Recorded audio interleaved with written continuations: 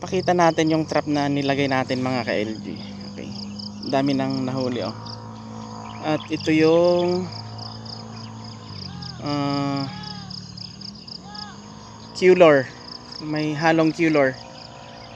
Kita nyo yung batik-batik kanilang pakpak. Grabing maminsala to sa bell pepper tsaka sa ampalaya. Pero nahuhuli niya oh. Tingnan nyo. Ito yung pumasok na. Ayan oh, di ba? Sakto. Naktuhan natin. Yung pumapasok dito is yung may dark spot. Dark spot na pakpak. Ito yung sumisira sa bell pepper, ampalaya, cucurbits. Okay, solanaceous, ayun.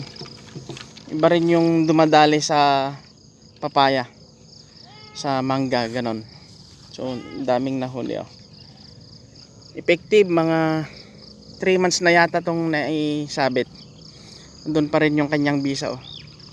Naamoy pa rin nila at may pumapasok. So, ibig sabihin, effective po siya mga ka-LG.